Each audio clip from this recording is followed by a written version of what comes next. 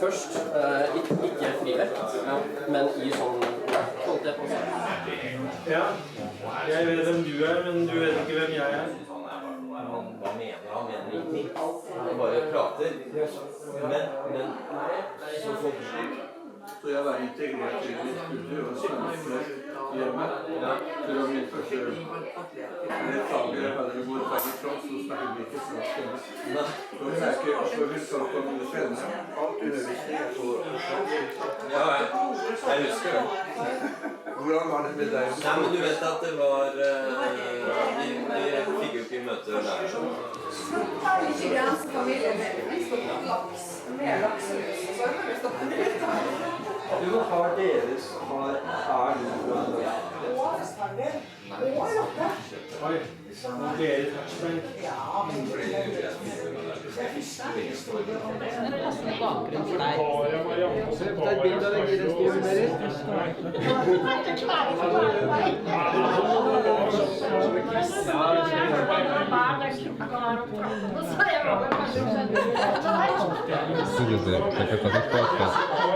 Magari non finire la cena, perché sta disposta. Sì. It's great to have everyone here. This is very informal, very ad hoc, but it's great to just have a party with friends and show you what I'm doing. So I will say something about why I started to make art. When I was 14 years old, I started to train with bodybuilder Sjur Hall in Tom Bjargo's chiropractic clinic in Ruserøkka. And that was a period when I lost my father, because he moved to Sweden, so this training relationship with Sjur Hall became very important. He kind of showed me this bracing feeling of pushing the body to its edge to build it up bigger afterwards.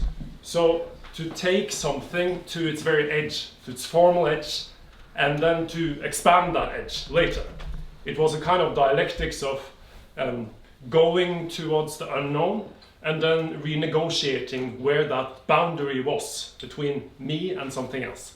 And that I carried into art later. When I was 17, I started to have that relationship with the landscape. So this connection with the landscape, with the element, became a way of extending the range of the senses, of where the breath is, of where I feel I'm at. So the mind, in a way, was centered in a new space. So in that way, working with geology, with water, with the landscape as an extended body became a passion of mine. So in all these works you see bodies or phenomena that have reached their platonic form, in a way, their end point. It's often geometrical forms in these works, ovals, circles, and there's a sense that that end point of a body that has become an oval, that has gained this almost like a mandala, like a center, this end point is a beginning. So to reach the formal limit of something, like breaking down the body in the gym, is also opening it for growth. And that's something I understood. So working with the senses, trying to extend them, it's also not dissimilar from what I'm doing with Jakob, who's a very accomplished spearfisher. So when I hunt with him, it's like the sense of sight is just expanded. When you penetrate the water, all of a sudden it all opens up and becomes more real. And the mind follows. Because when you work with the body, intensifying the senses, you're also intensifying and expanding the mind. So in these works you see rivers of white, rivers of, these are like crater lakes that has become like these vertical columns, but behind them are bodies. So you see body parts that have opened into space and become space. So for me that's a passion. How can the mind be extended? How can you connect more intensely and more intimately to reality through the medium of the senses? And of course then I try, the senses are mediated by awareness. So I'm very interested in the concept of emptiness in Buddhism, shunyata. In Tantric Buddhist texts they speak of flowing voids as a metaphor for awareness. So, but awareness always follows the bodily energy. So here you have both. You have bodies and you have awareness, and they're both expanding into symbolic spaces that are quite abstract, but that have their roots in realistic bodies and landscapes that are for me like a language. Most of these works are based on places I've been, places I've traveled through. This, for example, is Hardangervidda, but Hardangervidda is verticalized. It's treated in the portrait format. So normally the landscape is in a landscape format, lying, very passive, but in these works often they are vertical, treated like physiologies, portraits. I'm interested in working with landscapes in that way as a kind of applied physiology. And here you have iron, rivers of iron. And so my work is about process. They're not about making illusions or copies of how reality looks like. They're about something happening right here and now. So you have sap that is flowing, you have rivers of iron, you have rivers of paint, but it's about something happening. It's like Richard Serra throwing lead onto things, Richard Serra throwing lead into corners. It's about the happening of something. So I will speak a little bit about each individual work, so you can come with me. But this is also a beginning in a way. So it's like growing up and down beyond this geometrical finitude. It's becoming something else. This is like a mysterious space. Also this work, this signifier, it's actually a tantric signifier. It's called a lingam. It's a symbol of the god Shiva. He's the god of awareness, of death and creation. So, but it's also a mirror. As these Aztec shamans, they had these obsidian mirrors. They connected to the spirits through these dark obsidian mirrors, this volcanic glass. So it's like a dark mirror with lapis lazuli, the pigment of heaven that they always used in the Renaissance to paint heaven within. And you have the sibling gods Artemis and Apollo. So it's a bivalent signifier, a signifier that kind of work with these diametrical opposites, that it connects through the very image. And the landscape has become a signifier. And of course this work, Sushumna Nadi, it refers to the yogic tantric tradition of the spinal column as a latent unconscious power that's moving upwards. And here it's like penetrating heaven. It goes from a dark unconscious slumbering state to a very vivid light silver one. Silver is the metal of the mind, of reflection. In alchemy it's the stage before gold. It's called albedo. The body that's coiling from heaven down to earth, and you have this geometrical center that appears in the interface between heaven and earth. And also there's structure from various mountains that have been eroded by rivers for millions of years that are emanating from this geometrical center. And we can move up. There's a couple of works up as well. First we take the best we can. Ride the heliocentric model of Copernicus through this observation of the sunspots moving around. So the Earth was no longer the center, the sun was the center of the solar system, obviously. There's actions happening in the sun. So a jaguar has infiltrated the sun. It's filled with spots, both the jaguar and the sun. It's a shadow sun. So this movement from something being unconscious, hidden in Earth, and moving towards illumination is something I'm very interested in all levels of life. Can you say more about the shadow sun? Why is it a shadow sun? Because the sun is a symbol for the ego, for what we know, for what illuminates things and makes them visible and understandable. But a phenomenon is much deeper than what we can immediately know. You can listen to the stomach, for example, the sounds of the stomach. You work with with Peristalsis. yes, the peristaltic sounds with the stethoscope. So the sounds in the stomach, like if it's like a river sound or a flushing sound, is something that indicates a lot to you, you know? Yes, absolutely. I was just, but that was just fascinating. Just why you called it the shadow sun, and that was not. I just got a little bit. Good point. It's a meditation on what's no longer there in an obvious physical form, but it's there nonetheless. So the sun as a symbol of the ego and of knowledge, what we can know, our epistemology, is infiltrated by blind spots. And I think that's important to remember, that our knowledge is always, it's never full, it's never total. You cannot totalize your knowledge about a person or about reality, because it's always bigger, it's always deeper than what you immediately know. So there are blind spots. So, and there's movement within this constellations of symbols. So here as well you have a river of iron. This is iron from the Atlas Mountains. There's a force in the earth called the geodynamo. There's iron moving in rivers underneath the mantle. And this creates our electromagnetic field. It creates like the skin of the electromagnetic skin of the earth that protects us from radiation from the sun.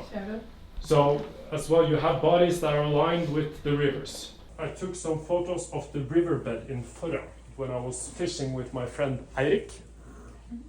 These are scenes from heaven, these are scenes from the earth. It's heaven and earth simultaneously. And for me this is a very interesting focus of meditation. Because normally these two were separated. In the Christian tradition and the Semitic traditions, we saw everything that was meaningful, worthwhile, which had to do with value. But we saw that as relating to heaven, and everything in nature was bad, filled with sin and lust. So I'm interested in intertwining these two symbolic spaces. And we can move on. So this is a work partially from Africa. It is it's taken from Okabunga in Noma in Namibia, and there's fragments from Svartisen in Norway, as well as parts of different bodies. Two trees intertwining, growing together, and you have this this sap falling from heaven down to earth through this bodies / trees.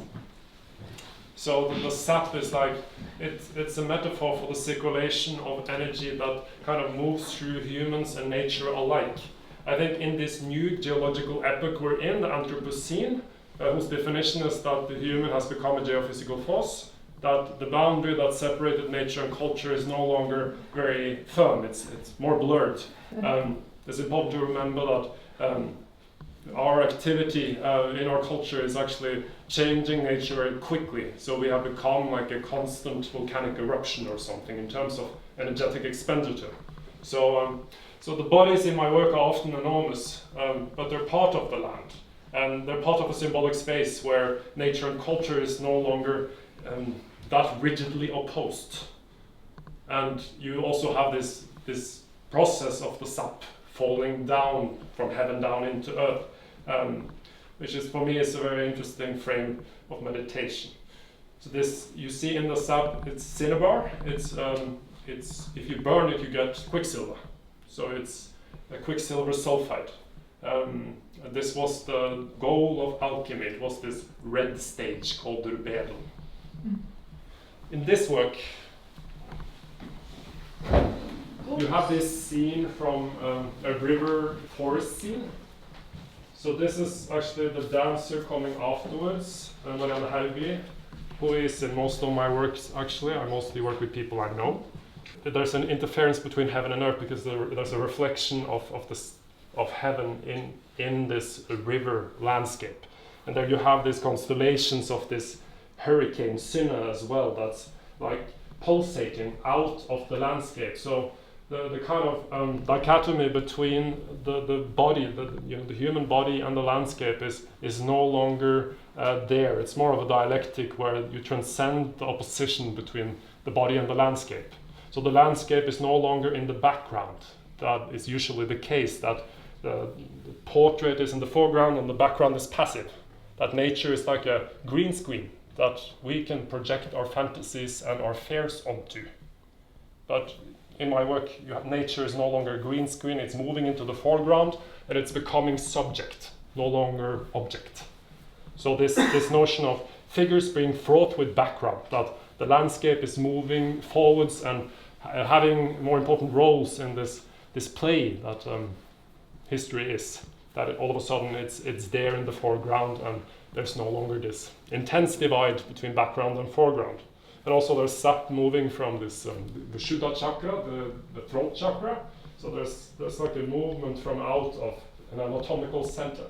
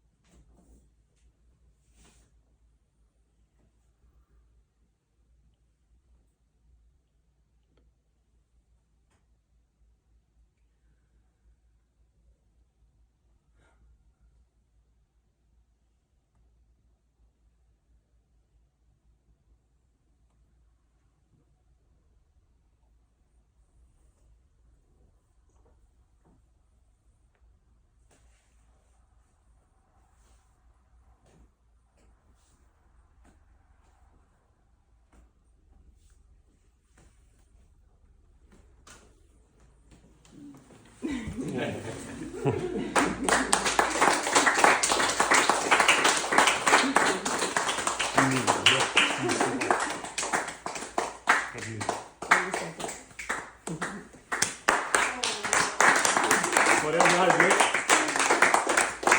She's really the star of the show because she is in all my works almost. She's like my sister. Yes, you're my brother. Tusen takk for meg, og takk for at jeg fikk danse over det. Åh, så koselig!